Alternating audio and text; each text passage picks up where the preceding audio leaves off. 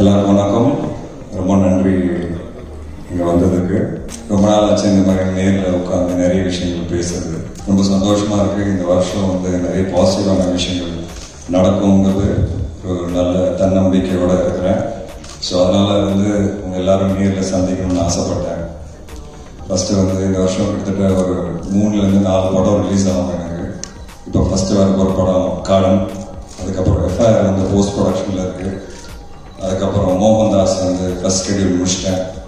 அடுத்தது சில்குவார்பட்டி சிங்கம் டைரக்டரோட டைரக்ஷனில் ஒரு படம் பண்ணுறேன். அப்புறம் இன்டர்நெட் நாளை 2 அது மேல ஸ்டார்ட் ஆகுது. ஜிவி படத்தோட டைரக்டரோட ஒரு கதை கேட்டு ரெடி ஆகிட்டு இருக்கு. இன்னும் நிறைய படங்களோட பார்ட் 2 பேசிகிட்டு இருக்காங்க. சில நான் இதுக்கு முன்னாடி பண்ண படங்கள் ப்ரொடக்ஷனில் மூணாவது படம் பிளான் பண்ண போகிறேன். ஸோ நிறைய நல்ல விஷயங்கள் இந்த வருஷம் நடக்க போகுது. ஸோ ரொம்ப தன்னம்பிக்கையோடு இருக்கிறேன். ஸோ எல்லாரையும் சந்தித்து நேரில் பார்க்கணும்னு ஆசைப்பட்டேன். அதே மாதிரி இந்த வருஷம் சீக்கிரமாகவே கல்யாணம் பண்ண போகிறேன். ஸோ ஜாலா குட்டாவோட கல்யாணம் பண்ண போகிறேன். அண்ட் ரொம்ப ரொம்ப சீக்கிரமாக நடக்க போகுது. தேதி இன்னும் டிசைட் பண்ண உடனே உங்களுக்கு ஃபஸ்ட்டு சொல்கிறேன். ஸோ இந்த மாதிரி நிறைய நல்ல விஷயங்கள் நடக்க போகுதுங்கிறதுனால உங்கள் எல்லாரோட ஆசீர்வாதம் எனக்கு தேவை. நீங்கள் நிறைய சப்போர்ட் பண்ணியிருக்கீங்க. எனக்கு 826 நாள் ஆகுது, 826 days ஆகுது. ஸ்க்ரீனில் ரொம்ப நாளுக்கு அப்புறம் படம் ரிலீஸ் ஆகுது. அப்படி இருந்தும் தொடர்ந்து நியூஸில் இருந்தேன்.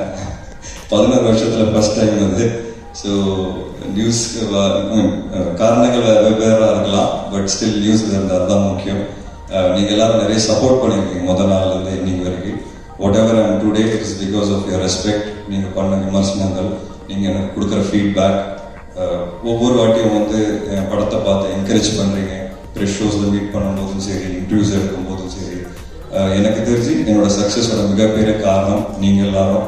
அதனால தான் ஒவ்வொரு வாட்டியும் நான் ப்ரொடக்ஷனில் என் படங்களோட ஷோஸ் போடும்போது உங்கள் எல்லாரும் ஃபேமிலியோட தான் கூப்பிட்ருக்கேன். ஏன்னா அது எல்லாருக்கும் தெரியணுங்கிறதுக்கு தான் நான் இது பண்ணுவேன். அண்ட் மறுபடியும் தேங்க்ஸ் சொல்லணும்னு ஆசைப்பட்றேன். இதே மாதிரி என்னை சப்போர்ட் பண்ணுங்க. என்னோட நல்ல விஷயங்கள் என் கூட இருங்க. என்னோட அப்ஸ் அண்ட் டவுன்ஸில் என் கூட இருங்க.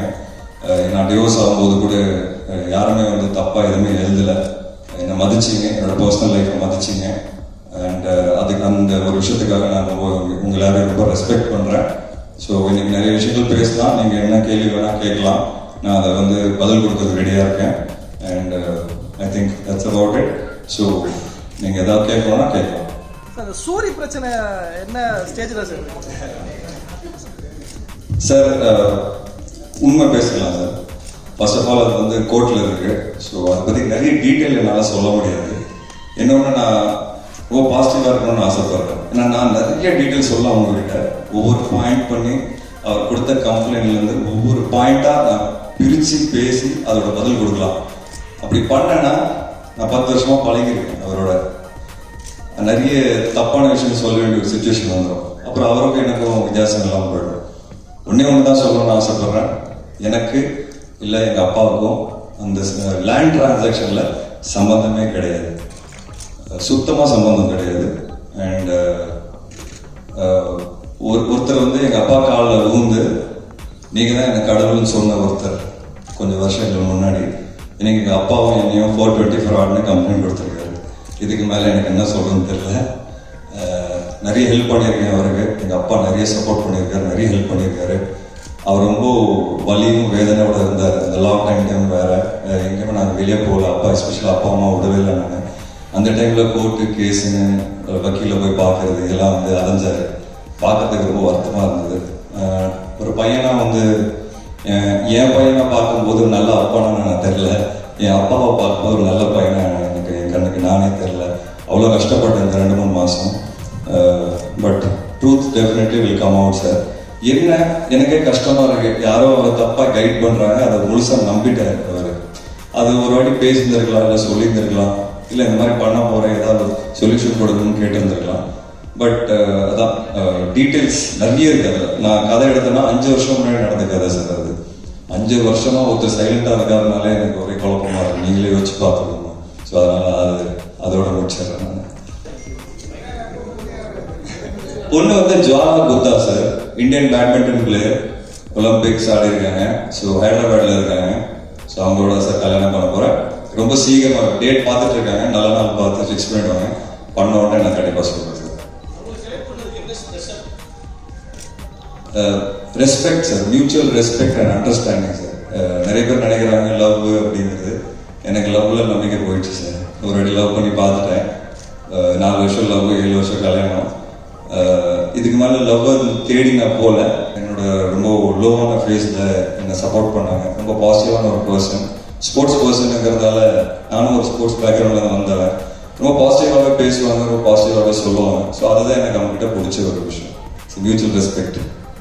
போலீஸ் ஆஃபீஸர் உங்க மேலே ஒரு கம்ப்ளைண்ட் வந்து கோர்ட்டு போலீஸ் என்ன பண்ணி கோர்ட்டு வீட்டில் ஏதோ சண்டை போட்டீங்க? இல்லை, கம்ப்ளைண்ட் ஏன் மேலே இல்லை சார், கம்ப்ளைண்ட் ஹவுஸ் ஓனர் மேலே. ஸோ அதான் சார், நான் வந்து சினிமா புதுசில் வரும்போது நிறைய விஷயம் மனசார பேசுகிறேன் சார். இன்னைக்கு நான் வந்து சினிமாவில் வரும்போது நிறைய பேர் சொன்னாங்க வெளியே வந்து உங்கள் அப்பா போலீஸ் ஆஃபீஸர் சொல்லிடாத அப்படின்ட்டு. எனக்கு ஒன்றுமே புரியல, ஏன் சொல்லக்கூடாது அப்படின்னு. இல்லை சொன்னீங்கன்னா உங்கள் மேலே இருக்கிற ஒரு அபிப்பிராயம் வந்து வேற மாதிரி ஆகிடும் அப்படின்னு. என்ன ஆகிடும் அப்படின்னு, நீங்கள் வந்து ஈஸியாக வரீங்க, நீங்கள் உழைக்கல, உங்கள் அப்பா தான் உங்களுக்கு எல்லாமே சொல்லிக் கொடுக்குறாருன்னு ஒரு அபிப்பிராயம் வரும் அப்படின்னு சொல்லுவார். நானும் உண்மையாக சார் ஒரு 2-3 வருஷம்லாம் ட்ரை பண்ணேன் அதை வந்து மறைச்சு வைக்கிறது.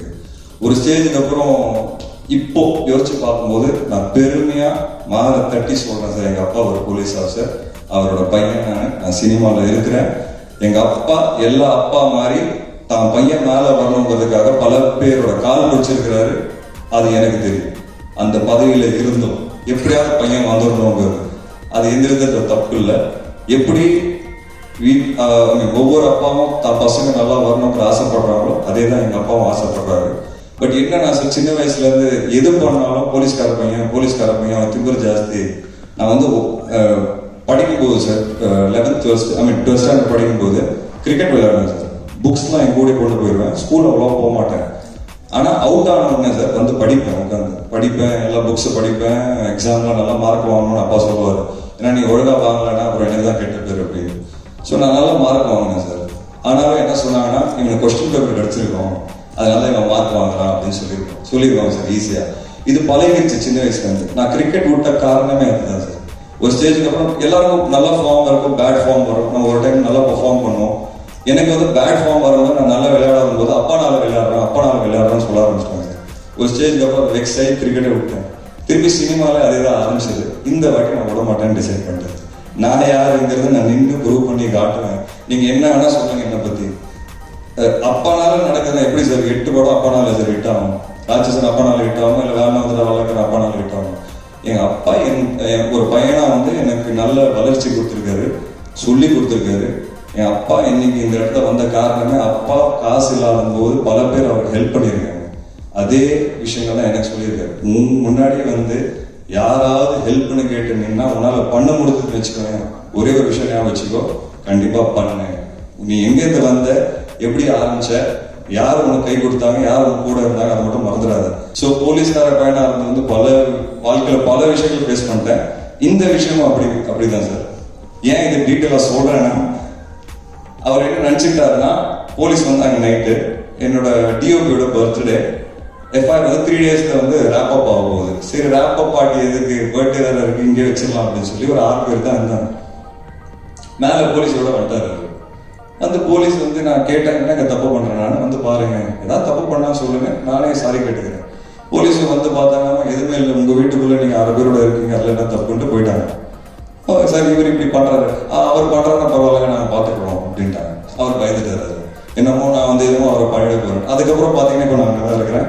அவர் அதுக்கு அடுத்த நாள் வந்தார், வந்து என்கிட்ட பேசினாரு. இப்போ நாங்கள் நல்லா பேசுகிறோம், சிரிச்சு பேசுகிறோம். நான் பயந்துட்டேன் சார், நீங்கள் எதாவது பண்ணிடுறீங்க. இதே தான் சார், நான் ஒன்றுமே பண்ணலைனாலும் ஐயோ ஏதாவது பண்ணிட போகிறோம். எங்கள் அப்பா ரிட்டையர் ஆகிட்டார் சார், நிம்மதியாக வாழ விடுங்க, அவ்வளோதான் நான் சொல்லணும்னு ஆசைப்படுறேன் சார். ஆக்சுவலாக அப்பா வந்து ஒரு போலீஸ்காரனாக இருந்தப்போ ரொம்ப நேர்மையான போலீஸ் ஆஃபீஸர் அப்படின்னு பேர் எடுத்து நானும் பேப்பர்லாம் படிச்சிருக்கிறேன். இப்போ உங்களால் உங்கள் அப்பா தொடர்ந்து இத்தனை சம்பவங்களால் இது வந்து உங்களுக்கு ஒரு கில்ட்டினஸ் இருக்கா, எப்படி உங்களுக்கு ஃபீல் பண்ணுறீங்க? கண்டிப்பாக இருக்குது சார், எனக்கு கண்டிப்பாக இருக்குது. அது வந்து ரொம்ப வருத்தமாக இருக்குது. என்னென்னா என்னால் அவருக்கு இப்படி ஒரு பேர் அப்படிங்கிறது. பட் அவருக்கும் தெரியும் சார், பையன் எப்படி பட்டவன்னு அவருக்கும் தெரியும். ஸோ அவர் சொல்லுவார், வாழ்க்கையில் வந்து சில விஷயங்கள் இப்படி தான் நடக்கும், மனசில் எடுத்துக்காத, நான் நிறைய பேர் வெளியே நினைக்கிறாங்க நான் அவனுக்கு பெரிய அட்வான்டேஜ், கடைசியில் பார்த்தா நான் தான் அவனுக்கு டிஸ்அட்வான்டேஜ், அவரு கில்ட்டியாக ஃபீல் பண்ணுறாரு. ஸோ இந்த மாதிரி கில்ட்டியான ஃபீலிங் வந்துட்டு தான் சார் இருக்கும். பட் அதான் சொல்கிறேன், நான் வந்து இப்போ ப்ரௌடாக சொல்கிறேன், வெரி ப்ரௌட் சன், அப்போ very honest and sincere officer. அப்பா யாருங்கிறது நீங்கள் தயவுசெய்து அவர் வேலை பார்த்த டிஸ்ட்ரிக்ஸில் போய் கேட்டிங்கன்னா தெரியும் சார். வேலூர், திண்டுக்கல், காஞ்சிபுரம், திருச்சி 27 வருஷம் வந்து லா அண்ட் ஆர்டரில் சர்வீஸ் பார்த்துருக்காரு சார். அவர் யாருங்கிறது அங்கே போய் விசாரிங்க, அவரை பற்றி கண்டிப்பாக அவங்க எல்லாரும் தெரியும். நான்லாம் கண்ணோட பார்த்துருக்கேன் சார் அவர் எப்படி மனுஷன் உழைச்சிருக்காப்புலன்னு.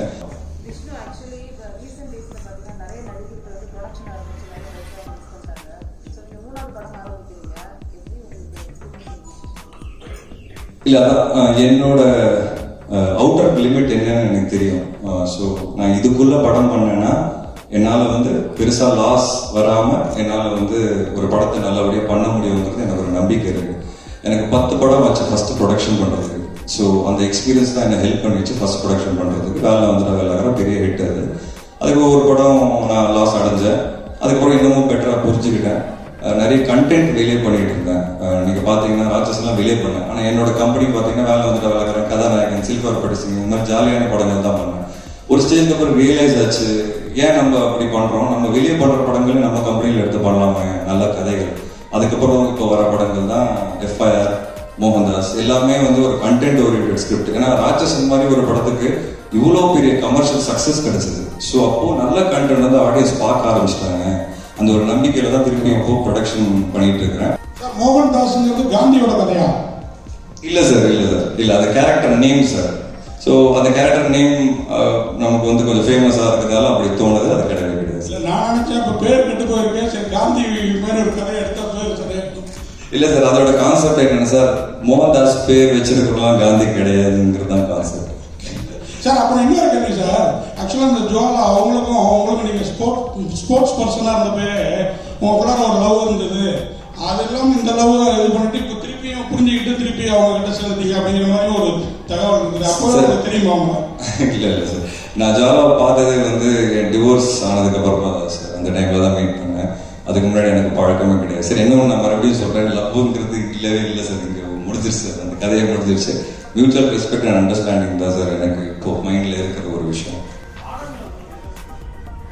சார். கார்டனில் வந்து எனக்கு கதை சொல்ல வர விஷயம் வந்து ரொம்ப பிடிச்சது சார். என்றைக்குமே நான் என்ன நினைப்பேன் sir, cinema influences people to an extent. நான் ரொம்ப ஸ்ட்ராங்காக நம்புவேன். சினிமா பார்த்து நிறைய பேர் நிறைய விஷயங்கள் அப்சர்வ் பண்ணி அதில் வந்து இன்ஃப்ளூயன்ஸ் ஆவாங்கிறது நான் நம்புவேன். அதனால வந்து நம்ம எல்லா சினிமாவில் ஏதாவது சொல்லிக் கொடுக்குற மாதிரி பண்ண முடியுமான்னு எனக்கு தெரியல. நான் cinema end of the day entertainment. But எங்கேயாவது ஏதாவது நல்ல விஷயம் சொல்கிற ஒரு கதை கிடைச்சதுன்னா அதை விட்டுறக்கூடாதுன்னு நான் எப்போவுமே ஆசைப்படுவேன் சார். ஸோ இப்போ முண்டாசப்பட்டி கூட பார்த்தீங்கன்னா அது உங்கள் கண்ணுக்கு மேபி ஒரு ஜாலியான படமாக தெரியலாம். எனக்கு அது எப்படின்னா சார், மூட நம்பிக்கைகள் இருக்கக்கூடாதுங்கிற ஒரு படம் அது. ஸோ மூட நம்பிக்கைகள் நம்ம வந்து அவ்வளோ டீப்பாக நினைக்கக்கூடாது, அதை ஃபாலோ பண்ணக்கூடாது சொல்கிற ஒரு படம் அது. ஸோ ஏதாவது ஒரு சின்ன மெசேஜ் கொடுக்குறதுனா அதை பண்ணணும்னு நான் ஆசைப்படுவேன். அந்த விதத்தில் வந்து காடில் வந்து ஃபாரஸ்டோட இம்பார்ட்டன்ஸ் எவ்வளோ முக்கியம் அப்படிங்கிறது நம்ம எல்லாருக்கும் புரிஞ்சிருக்கும். ஈக்காலஜிக்கல் பேலன்ஸ் டிஸ்டர்ப் ஆகும்போது, ஒரு கோவிடுங்கிற ஒரு விஷயம் ஸ்ப்ரெட் ஆகும்போது அது எதனால வருதுன்னு பல தியரிஸ் இருக்குது. கிளைமேட்டிக் சேஞ்ச் அது இதுன்ட்டு it's all related and interconnected. So எவ்வளோ important forest are to this to ஹியூமனிட்டிங்கிறது நான் இந்த கதை மூலியமாக புரிஞ்சுக்கிட்டேன். இந்த கதை கேட்கும்போது இந்த கதை நிறைய பேர் போய் சேரணும்னு ஆசைப்பட்டேன். அதனால I want to be a part of such multi star. It's about wrongly accused. ஒரு தப்பான ஒரு முஸ்லீம் பையனை வந்து தப்பா அக்யூஸ் பண்ண ஒரு ஒரு ஒரு கதை சார். தப்பா ஒரு விஷயத்துல வந்து அவன் மாட்டிப்பான் அப்படிங்கிற. அதுக்கப்புறம் என்ன நடக்குது நிறைய டீடைல்ஸ் சொல்ல முடியாது சார் அதை பத்தி. ஏன்னா அது வந்து ட்ரெய்லர்லாம் வரும்போது சுவாரஸ்யமா இருக்கும். இப்பயே சொல்லிட்டேன், ட்ரெய்லர் பார்க்க புதுசு ஆகிடும். So it's about wrongly accused Muslim boys. First வந்து இன்டர்நெட் நாளே 2 சார். அதுக்கப்புறம் ராட்சசன் 2ஓட லைன் வச்சிருக்காரு சார். அது கொஞ்சம் டைம் ஆகும் அவர் பண்றதுக்கு. அதுக்கப்புறம் ஒரு 2 கதைகள் பேசிட்டு இருக்கேன் சார். அது ஒன்ஸ் பிடிச்சதுன்னா அது அனௌன்ஸ் பண்றதுக்கு கொஞ்சம் நல்லா இருக்கும். இப்போதைக்கு இந்த 2 படங்களோட பாட்டு கொடுங்க சார். கமல் சார் அந்த விக்ரம் சூர்யாலாம் வந்து தன்னோட உடல் தோற்றத்தை மாற்றி தன்னோட கேரக்டராக நடிச்சாங்க. அந்த மாதிரி நீங்க ஏன் பண்ண மாட்டேங்கிறீங்க சார்? எனக்கு தெரிஞ்சு இப்போ நான் 6 பேக் வச்சிருக்கேன் சார். இதுக்கு மேலே என்ன பண்ணணும்னு எனக்கு தெரியல. எம்பயர் படத்துக்காக கொஞ்சம் மாற்றி பண்ணியிருக்கேன் சார். என்ன பண்ணுவோம் சார், ஃபர்ஸ்ட் ஆஃப் ஆல் நான் எப்படி வந்தேன் சார் சினிமாவில், ஒரு நீச்சலே தெரியாத ஒருத்தனை கடலில் தூக்கி போட்டிங்கன்னா என்ன சார் ஃபர்ஸ்ட் அவன் பண்ணுவான்? ஃபர்ஸ்ட் வந்து சர்வை பண்ணுறதுக்கு தான் ட்ரை பண்ணுவான். நான் இவ்வளோ நாள் அதான் சார் பண்ணிட்டு இருந்தேன். ராட்சசன் அப்போ தான் நான் புரிஞ்சுக்கிறேன், இனிமே நீ வந்து முழுக மாட்ட இந்த கடல்ல. சினிமாங்கிறது ஒரு கடல் மாதிரி இல்லை, உனக்கு ஸ்விம்மிங்கும் தெரியாது, ஆனா நீ எப்படியோ சர்வை பண்ணிட்ட, இதுக்கு மேல நீ நீச்சல் அடிக்கணும். இப்போதான் சார் ஆரம்பிச்சிருக்கேன், இனிமே நான் நீச்சல் அடிப்பேன் சார்.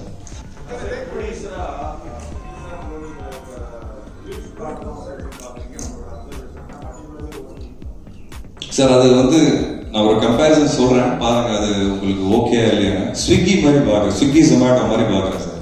இப்போ ஒரு சாப்பிட்றதுக்கு நம்ம முன்னாடிலாம் பார்த்தீங்கன்னா ஃபேமிலியோட ரெஸ்டாரண்ட்டுக்கு போவோம், கரெக்டா சார்? அதே சாப்பாடு இன்னைக்கு நம்மளால ஆன்லைன்ல ஆர்டர் பண்ணி வீட்டுக்கு வர வைக்க முடியும். ஆனாலும் ரெஸ்டாரண்ட் பிஸ்னஸ் இன்னும் காலியாகும், அது போயிட்டு தான் இருக்கு.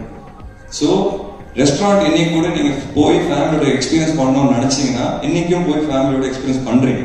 ஸோ எனக்கு தெரிஞ்சு இது எப்படி ஆகும் அப்படிங்கிறதுனா, யார் வீட்டில் உட்காந்து பார்க்கணும்னு ஆசைப்படுறாங்களோ அது ஓடிடியில் பார்த்துருவாங்க. யாராவது இந்த மாதிரி ஒரு சேஞ்சுக்காக வெளியே போய் நம்ம தேட்டரோட ஃபேமிலியோட பார்க்கணும்னு நினைச்சாங்க, அவங்க ஃபேமிலியோட தேட்டருக்கு போய் பார்க்க போகிறோம். இப்படி தான் இந்த சேஞ்சை நான் பார்க்குறேன் சார். இதை அக்செப்ட் பண்ணிடுவாங்கன்னு தோணுது சார் போக போக. பட் நான் பர்சனலாக என்ன கேட்டீங்கன்னா சார், நான் வந்து சினிமாவுக்கு வந்தது அப்படி உட்காந்து ஃபர்ஸ்ட் ரோல படங்கள் தேட்டரில் பார்த்துதான் அந்த கைத்தட்டு அந்த விசில், அதுக்கு தான் சார் நான் எஃப்ஐஆர் இன்னும் கம்ப்ளீட் பண்ணாமல் லாக்டவுனுக்கு கொஞ்சம் டைம் எடுத்து தான் கம்ப்ளீட் பண்ணேன். ஏன்னா நம்ம கம்ப்ளீட்டட் ப்ராடக்ட் கையில் வச்சுக்கோன்னு வச்சுக்கோங்க, அதுக்கப்புறம் நமக்கு எப்படியாவது ரிலீஸ் பண்ணிடலாம்னு தோணிடும், அது ஓடிடியோ தேட்டர். பட் எனக்கு தேட்டரில் பண்ணணும்னு ஆசை சார் பயங்கரம். ஸோ ஆஸ் என்னோட சத்துக்கு எவ்வளோ நாள் என்னால் கையில் பிடிச்ச தேட்டரில் ரிலீஸ் பண்ணுறதுக்கு வைக்க முடியுமோ நான் வைப்பேன். சப்போஸ் நாளைக்கு ரொம்ப பேட் சுச்சுவேஷன் வந்தது, எனக்கு வேறு வழியே இல்லை, அப்படி ஓடிடியில் தான் போனோம்னா ஓடிடியில் போவோம். பட் எனக்கு ஆசை என்னன்னா தேட்டரில் உட்காந்து அந்த கைத்தட்டு அந்த விசில், இன்னும் என்னோட என்ட்ரியில் எனக்கு அது கிடைக்கல, என்னோட படங்கள் அது இருக்கு. அந்த என்ட்ரியில் கிடைக்கிற வரைக்கும் ஆச்சு நான் தேட்டரில் தொடர்ந்து படம் ரிலீஸ் பண்ணணும்னு நான் ஆசைப்படுறேன். அதுக்கப்புறமா அது பழகிடுச்சுன்னு வச்சுக்கோங்க, உங்களுக்கு ஓடிடி போகணும்னு தோணாது. But change is inevitable sir. அது வந்து சேஞ்ச் இஸ் ஆல்வேஸ் கான்ஸ்டன்ட். அதை நம்ம அக்செப்ட் பண்ணணும், அதுக்கேற்ற மாதிரி நம்ம மாறிக்கணும், அதுக்கேற்ற மாதிரி நம்ம என்ன பண்ணணுமோ நம்ம தயார்படுத்தி போயிட்டே இருக்கணும் sir. Okay sir, thank you so much.